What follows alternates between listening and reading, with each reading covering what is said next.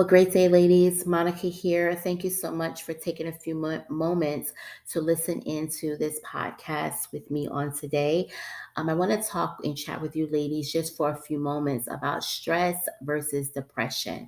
Before I go any further, I want to put this nugget out there to make sure you ladies schedule your mammograms. We are in the month of October, and we know that this is National Breast Cancer Awareness Month. So be sure to do that if you haven't done so already. Even if you're not due for your mammogram until the top of the year or the end of the year, still schedule it, right?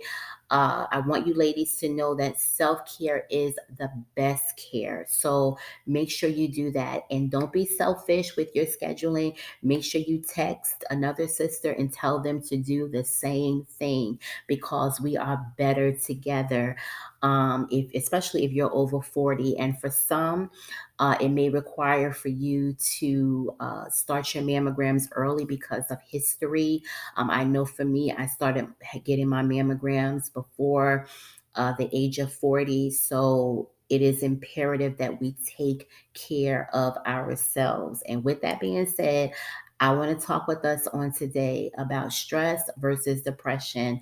And at the end of this podcast, if you feel as though that you need someone to talk to, we have services that are available to you and for you, and you can connect with us at the link that is available in this podcast.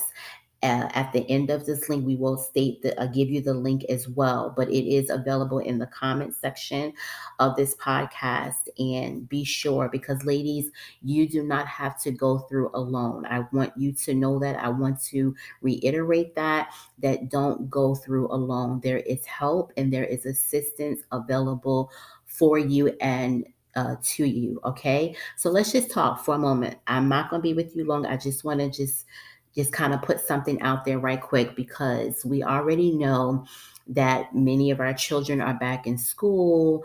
Our jobs are demanding of us, our careers, our families. And so it's just so much that we deal with on a day-to-day basis, right? And so without even knowing, sometimes we can cause events to be stressful by the meaning we give them. And what am I saying about that? What do I mean by that? It's not events, but it is our interpretation of events, which can cause symptoms and tension. So stress, if not dealt with, it can affect us physically. Let me give you three areas that it can affect us in. It can affect us in our cardiovascular system. Some of the symptoms can include a rapid heartbeat, high blood pressure, migraines, our gastrointestinal system, ulcer, diarrhea, constipation, stomach aches, right? You're thinking that you have a stomach ache from eating what you ate the night before. And sometimes it is the result of that. But in this case, stress can bring on that, right? Even in the area of our muscular skeletal area, which is can involve headaches and backaches and muscle aches and spasms. So you're thinking like, why do I have this backache? It can definitely be coming from stress. So almost any physical illness can be made worse, ladies, through stress. Stress can bring on depression, anxiety, and even frustration. So sometimes we talk about the word depression, but do we really actually know what it is? So let me just give you a few things that I have that I want to you can to let you know what depression is. Some of you may already know, but let me just say for those of you that may not even know that you're dealing with depression because you're just going about life and you just say, why do I feel this way? Well, here's the thing. Depression is a feeling of hopelessness, despair, sadness, and apathy. It is a feeling of overall gloom. It is something that a move or a mood towards depression is a move toward deadness and emptiness. Okay. Depression is also a loss of perspective. the way you perceive your job, your family, your life. You basically look at things differently. Depression is even something that produces a negative thinking pattern towards life.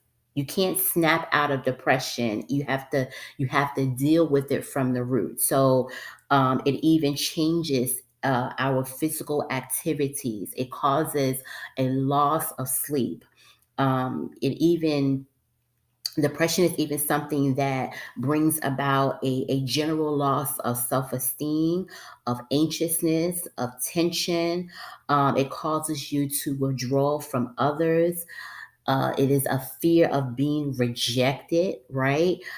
We even, ladies, depression is even a desire to escape from problems, even from life. And sometimes we say, well, why is she acting like that? Why did she do X, Y, and Z? You don't know until you're actually in it. If you've never been through it, you can't simply identify with what that person is going through. You can listen to them, but unless you've actually gone through it, you can't simply understand why her desire is to escape from problems or even from life. So it's what we call the runaway syndrome. And I can talk more about the runaway syndrome, but I'm not going to go all into that, but that's what it's called. It's called when you have a desire to escape from problems and even from life, it is called the runaway syndrome.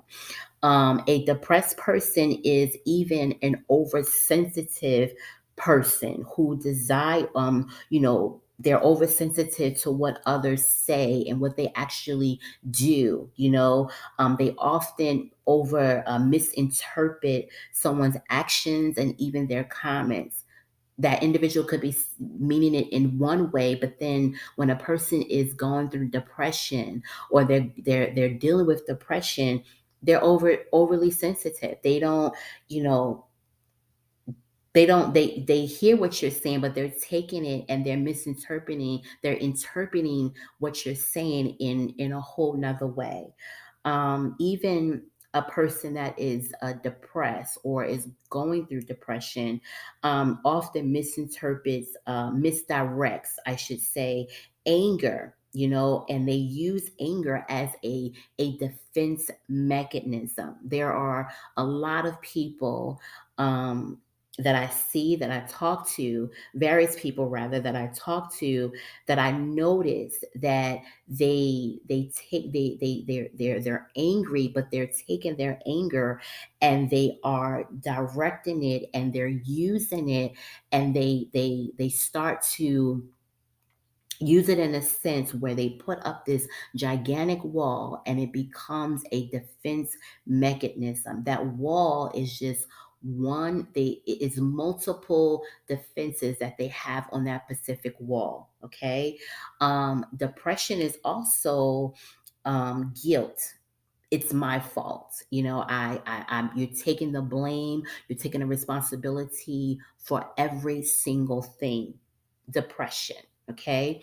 And that's when it comes to that, when we talk about depression in that sense. I know guilt can go various ways, but when we're speaking about depression, people that are depressed, they're taking on everything, they hold everything in.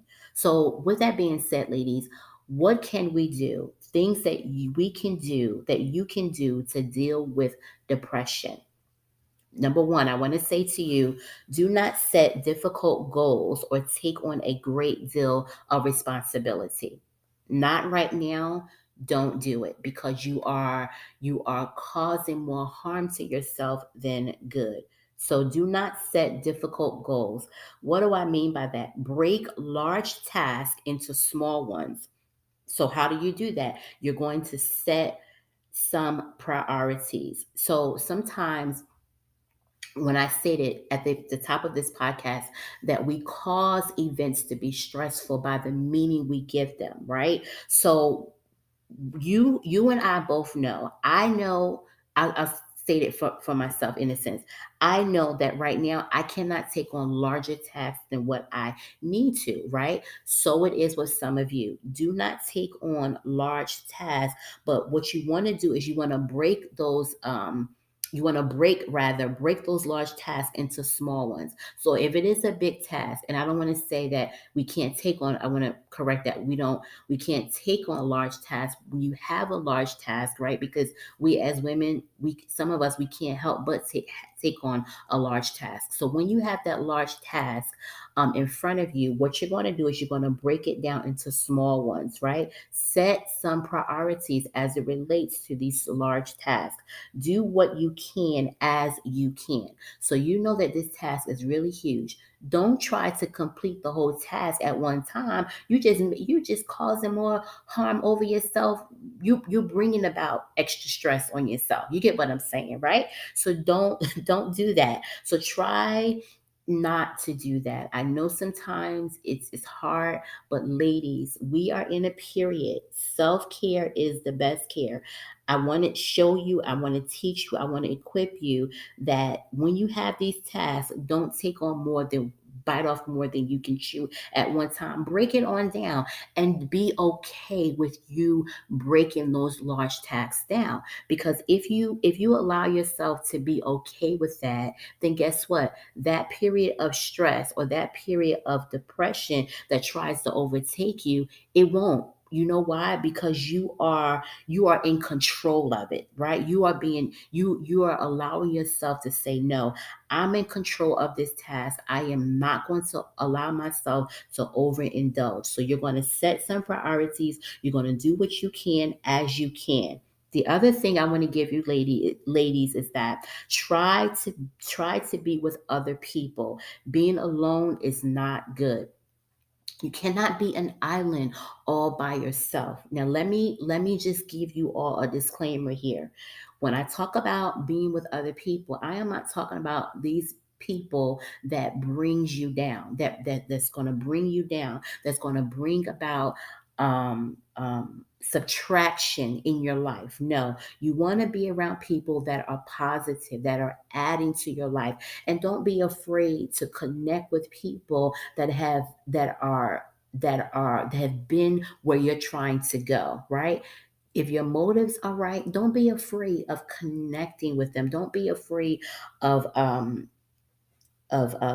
connecting with them, right? So, and then also I want to say to you ladies, as it relates to things that you can do to deal with depression, is that do not make major life decisions without consultation or counseling. Wise consultation or wise counsel or counseling, it is imperative. Sometimes, you're like, oh, I got this, like we as women are very independent. We're Miss Independent, right? However, I'm telling you, I believe in accountability. And I want to say this to you ladies as well. You go to a trusted source, you go to a trusted confidant. As a matter of fact, when I leave with you ladies on today from this podcast, guess what? Just as I counsel and I give wise counsel and I give wise therapy or whatever the case is, I myself have an appointment to go over some major decisions that I need to make with a trusted counselor, a trusted individual who I know that I've been dealing with for some time. So I want to say that to you as well. Do not make major life decisions without consultation or some type of accountability or counseling. Okay. Do activities that make you feel good. What makes you feel good? Besides shopping and spending up money that you shouldn't spend right now, right? What, but it's good. You can do some window shopping, right? Do something that's going to make you feel good. For an example, exercise, taking a fresh walk, right? I worked from the house transparently 2.5 years when the pandemic hit.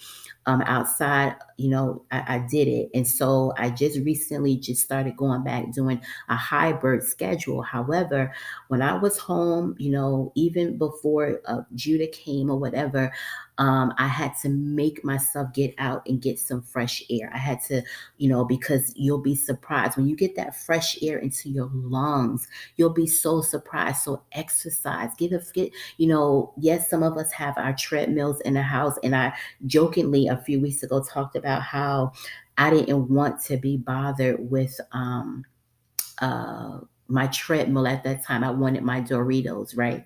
Because comfort food, that is, comfort food will kind of help us forget, our schedules, our issues and things that we're dealing with. So we automatically reach. And that's another thing that can cause depression as well. Guess what? And bring your mood down is what you're taking in, what you're eating, right? Junk food, sugar. Ladies, that's a whole nother topic, but I want to tell you, overeating, over the sugars, I mean, it does something to your brain. So it is imperative that you allow yourself to detox, reset your body, reset your system, whether it's 1 week out of the month, not just spiritually, but physically as well. Do something, right? If you can have a cheat day or whatever, as far as like, I'm gonna treat myself, so a slice of cake or something like that. But I'm telling you, when you overindulge, it does affect you, not just physically, but even mentally. I'm telling you. And so I jokingly talked about that, but I actually did do it, and I felt it, right? Because I got away. I did not allot the time to prep for my juicing. It's not that I couldn't do it. I just allowed my schedule to interfere, that I did not prep for my juicing that I would do during the week. So what I'm saying to you, what we talked about a moment ago, is that breaking those large tasks down into small ones, right? Setting priorities. So your body is a priority. What you do to make you feel good is a priority, right? Put yourself on the calendar. It matters. Self care is the best care. Do not accept your negative thinking pattern, right? Do not accept it. And before I give you that, let me back up for a second. When you deal with depression, when you're dealing with these types of feelings and things that go on in your mind, right? You cannot expect to just automatically snap out of depression. It is a proven fact. You cannot do it. So what are you going to do? You have to uh, uh, you have to feel it with something else. You have to get help. You have to talk about it, right?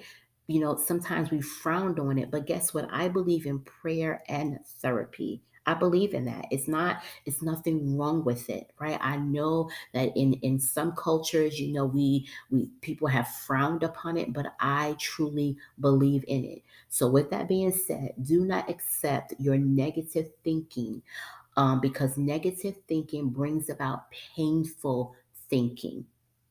Do you hear what I say, ladies? Negative thinking brings about painful thinking.